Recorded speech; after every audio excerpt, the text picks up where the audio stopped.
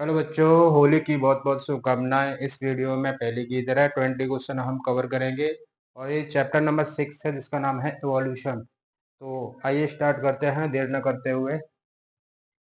देखिए,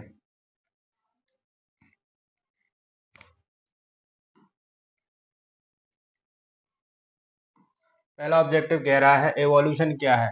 देखिए, इवोल्यूशन क्या है तो इवोल्यूशन जो है एक प्रोग्रेसिव फिनोमेना है। इसका मतलब यह है, इवोल्यूशन को हिंदी में विकास कहते हैं, लेकिन ये इवोल्यूशन है वह एक हिस्ट्री है। लाइफ की जो हिस्ट्री है उसको इवोल्यूशन कहते हैं। और लाइफ में अ, जीवन में कैसे कैसे किन किन फैक्टर्स के साथ में क्या चेंजेस आते हैं, क्या वेरिएशन आते हैं, उसकी जो हिस्ट्री है उसको इवोल्यूशन कहते हैं।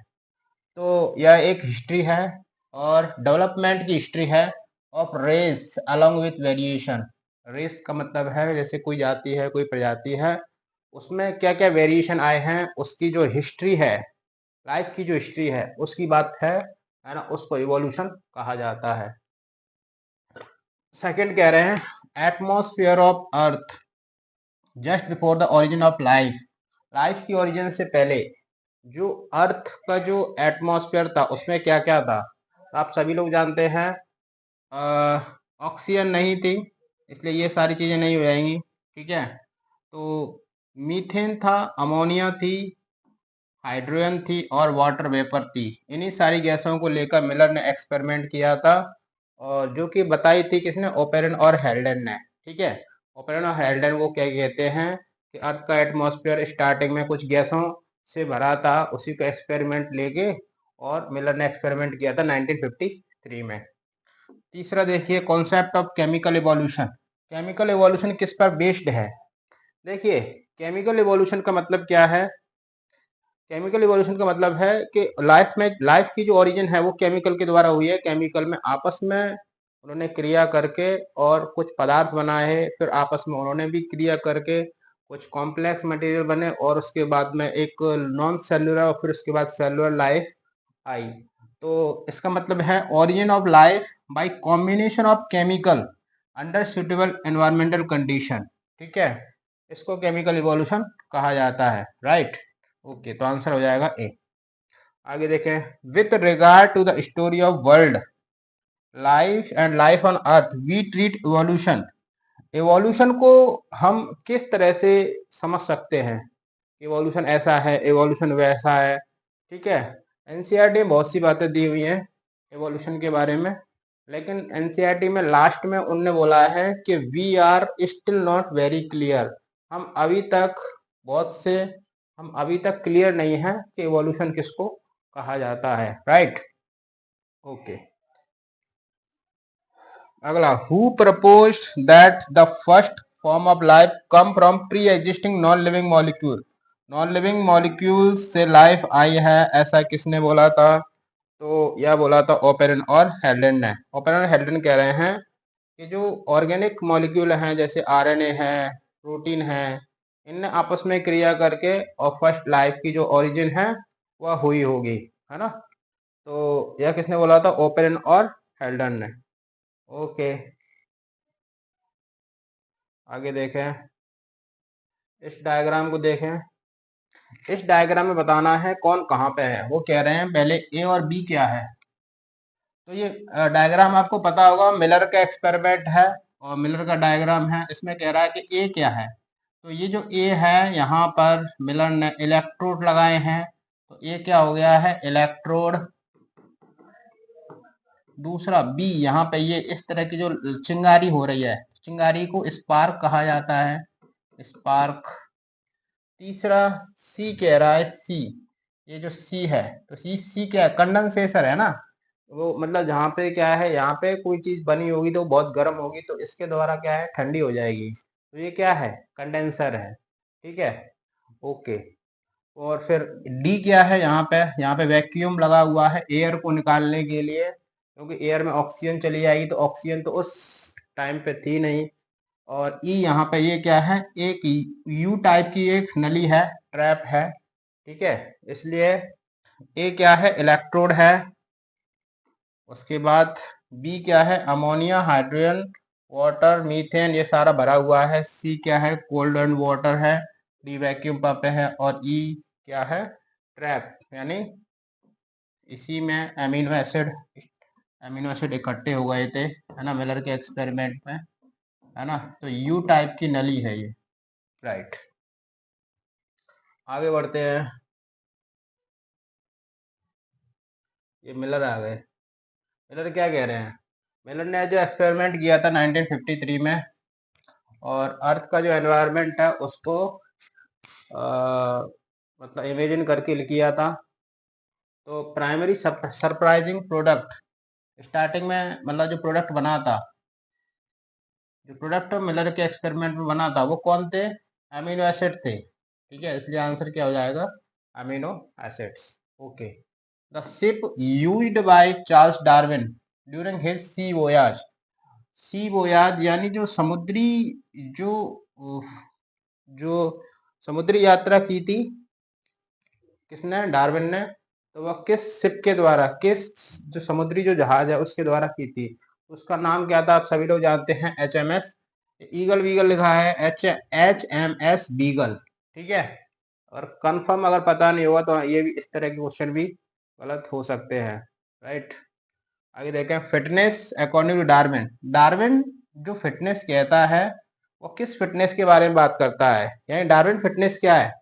देखिए, वो कहता है कि कोई भी क्या जो लिविंग ऑर्गेनिज्म है, पहले तो स्ट्रगल करे, फिर उसके बाद एनवायरनमेंट है उसको क्या करेगा? प्रोटेक्ट करेगा, नेचुरल सिलेक्शन करेगा।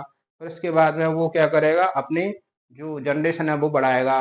और अगर वो जनरेशन अगर छोड़ जाता है, ठीक है, तो वो कहा जा सकता है कि रिप्रोडक्टिव रूप से क्या फिटनेस है, और वही फिटनेस मानी जाती है। डार्विन की नज़र में जो रिप्रोडक्टिव रूप से फिटनेस है किसी ऑर्गेनिज्म को, तो वो कहता है कि वही ऑर्गेनिज्म फिट है, राइट। तो आंसर हो जाएगा रिप्रोडक्टिव फिटनेस। आगे देखें, Alfred Wallace work in. Alfred जो वेलेस थे, वे भी एक नेचुरलिस्ट थे, और वह एक आइलैंड पे काम कर रहे थे, मेले आर्कीपेलेगो। जैसो देखो, डार्विन क्या है, कहाँ पे काम कर रहे थे? डार्विन काम कर रहे थे गैलापैगो पे, ठीक है। और अल्फ्रेड वेलेस काम कर रहे थे कहाँ पे? मलय आर्कीपेलेगो, मलय आर्कीपेलेगो, ठीक है। तो ये दोनों आइलैंड हैं, और दोनों ही नेचुरल सिलेक्शन की जो थ्योरी है उनको मानते थे। और जो माल्थस थे, माल्थस का पॉपुलेशन पे क्या है, जो ऐसे था, निबंध था, है ना, पॉपुलेशन पे। माल्थस ने बहुत सारी बातें हैं पॉपुलेशन के बारे में बताई थी। तो उन माल्थस से क्या ये दोनों प्रभावित थे, तो एक ही टाइम पे थे, ठीक है। इसलिए क्या है, आंसर क्या होगा? मेले आर्कीपेलेगो। आगे देखें, theory of natural selection. Natural selection theory किसने दी? आप सभी लोग जानते हैं, किसने? चार्ल्स डार्विन ने दी थी। ओके, आगे बढ़ते हैं। 12 क्वेश्चन। क्वेश्चन नंबर 12 कह रहा है, अकॉर्डिंग टू ओपेरन, ओपेरन के अनुसार कौन सी गैस है was not present in primitive atmosphere of the earth. Earth का यह शुरुआत का वायुमंडल था, जब आज से 400 करोड़, 4 से 450 करोड़ साल पहले का जो वायुमंडल था, उसमें कौन सी गैस नहीं थी ओपेरन के अनुसार, ठीक है। तो देखो, कौन सी गैस नहीं होगी? तो अर्थ के एटमॉस्फेयर पे उन्होंने क्या 4 गैसें बताई थी, मीथेन, अमोनिया, हाइड्रोजन और वाटर वेपर। तो उसमें क्या, कौन सी नहीं है? मीथेन, हाइड्रोजन, वाटर वेपर तो थी, ऑक्सीजन नहीं थी, राइट। आगे देखें, term living fossil. Living fossil किसको कहते हैं? फॉसिल हिंदी में इसको जीवाश्म कहते हैं। वैसे तो क्या है, एनसीईआरटी कहती है कि जो चट्टानें वगैरह होती है उनमें अगर क्या कोई लिविंग पार्ट बच जाए, हार्ड लाइफ फॉर्म, है ना, लाइफ का कोई हार्ड पार्ट अगर बच जाता है तो उसको क्या कहते हैं? फॉसिल कहते हैं। लेकिन इधर ऐसा कुछ दिया नहीं है, लेकिन बाकी जो चीज़ें हैं वो भी क्या है, किसी मतलब की नहीं है, इसलिए यहाँ से थोड़ा घुमा के दिया हुआ है। ऐसा living organism showing some very primitive characters. Primitive characters इसका मतलब है, फॉसिल वो पदार्थ होता है जो अपने अपने अंदर कुछ पहले के जो गुण हैं, यानी बहुत साल साल पहले के, है ना, बहुत समय पहले के जो गुण है वो लिए रहता है, उसको हम फॉसिल कह सकते हैं। तो आंसर क्या हो जाएगा? डी। आगे बढ़ते हैं, one of the important consequence of geographical isolation. Geographical isolation जो है, तो वो किस तरह से हम समझ सकते हैं? तो देखो, अगर कोई जो प्रजाति है, जाति है, अगर वो उनके अगर जैसे आइसोलेट हो गया एक जगह से, क्या है वो दूसरी जगह पे चला गया, लेकिन अगर जीन की अदला बदली अगर नहीं होती है तो हम कह सकते हैं कि वो ज्योग्राफिकल रूप से आइसोलेट नहीं हुआ है। ठीक है, तो इसमें क्या है, जीन का क्या हो गया है, मिक्सिंग हो रही है, उसको कहते हैं। तो speciation through reproductive isolation, reproduction में ही जीन की मिक्सिंग होती है और तभी एक जाति प्रजाति बन सकती है, इसलिए स्पेसिएशन थ्रू रिप्रोडक्टिव आइसोलेशन, ये आंसर हो जाएगा। ओके, अगला कहला fossil remain of Archaeopteryx indicate. देखो आर्कियोप्टेरिक्स का जो फॉसिल मिला है वो क्या बताता है, तो आर्कियोप्टेरिक्स के बारे में आप जानते हैं, आर्कियोप्टेरिक्स जो है उसमें बर्ड और रेप्टाइल्स के दोनों गुण थे, तो रेप्टाइल्स थे वो डायनासोर रेप्टाइल्स होते हैं। ठीक है, इसका मतलब है वो डायनासोर के जमाने का क्या है, कोई पक्षी रहा होगा आर्कियोप्टेरिक्स, इसका मतलब reptiles gave rise to birds during Jurassic. ठीक है, okay,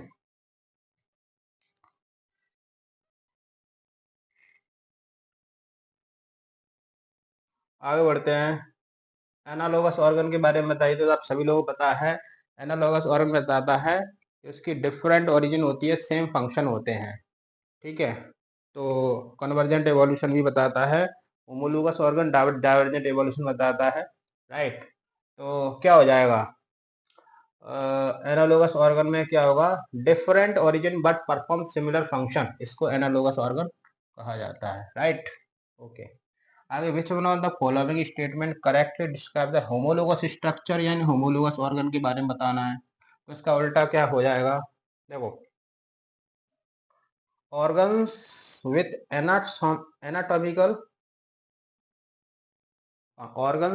anatomical similarity but performing different function, अलग अलग अगर काम होगा, और ऐसे ऑर्गन जिनमें अंदर की स्ट्रक्चर सेम होगी लेकिन काम उनके अलग अलग होंगे, तो इसको कहा जाता है होमोलोगस ऑर्गन। जैसे ह्यूमन के हैंड देख लो, हम ह्यूमन के हैंड देख लो, पक्षियों के पंख देख लो, दोनों में अंतर क्या है, दोनों में अंतर यह है इनके कार्य अलग अलग हैं, बाकी सब अंदर से स्ट्रक्चर सेम है, वही रेडियस, अल्लाह, कार्पस, मेटाकार्पस, फैलेंजस, सारी चीजें वही अंदर के अंदर मिलेंगी। राइट, सभी में।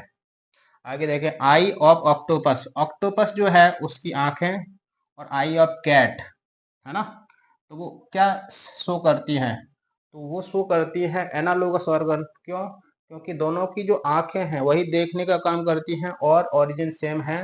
राइट, तो सॉरी ओरिजिन अलग अलग है, फंक्शन जो है, एक ऑक्टोपस तो ये क्या है, इनवर्टिब्रेट है, ठीक है, और ये वर्टिब्रेट है। राइट, तो ये ओरिजिन क्या अलग अलग हो गई, फंक्शन दोनों के आंखों का काम क्या देखने का है, तो आंसर क्या हो जाएगा, एनालोगस ऑर्गन। और एनालोगस ऑर्गन है वो कन्वर्जेंट एवोल्यूशन दर्शाते हैं। कन्वर्जेंट एवोल्यूशन का अर्थ है कि उनके जो पुरखे हैं, पूर्वज जो हैं, एंसेस्टर जो है वो सेम नहीं है, इसलिए analogous organ that have evolve due to convergent evolution. Right, इसका आंसर हो जाएगा। आगे देखें, डार्क कलर्ड पेपर्ड मॉथ, दो तरह की मौत थी, आपको पता है।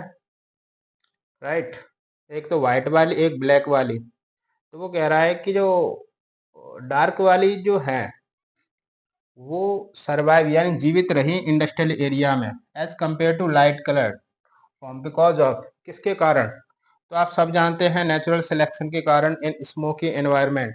नेचुरल सिलेक्शन यानी डार्क कलर वाली जो है उन्होंने अपने आप को अडेप्ट क्या कर लिया था उस समय। ठीक है, तो उसको क्या कहते हैं, नेचुरल सिलेक्शन, उस एनवायरनमेंट में अपने आप को अडेप्ट कर लिया था जहां पे पॉल्यूशन होता है। आगे देखें, light coloured peppered moth Biston betularia got change to its darker form carbonaria, तो लाइट कलर्ड जो पेपर्ड मॉथ है वो चेंज हो गई थी डार्कर फॉर्म में, मतलब काली हो गई थी। ठीक है, तो इसका कारण क्या है, इसका कारण क्या है, इसका कारण है म्यूटेशन। ठीक है, उनमें म्यूटेशन हो गया था। ठीक है, तो कुछ व्हाइट वाली हैं वो ब्लैक कलर की हो गई थी म्यूटेशन के कारण, म्यूटेशन के कारण उनके जीन चेंज हुए, जब जीन चेंज हो जाते हैं तो फिनोटाइप भी चेंज हो जाता है, यानी जीनोटाइप जब चेंज हो जाता है फिनोटाइप भी चेंज हो जाता है। राइट, ओके, 20 क्वेश्चन हो चुके हैं इस वीडियो में, यहीं तक। आगे मिलते हैं अगले वीडियो में, आपको होली की बहुत बहुत शुभकामनाएं, धन्यवाद।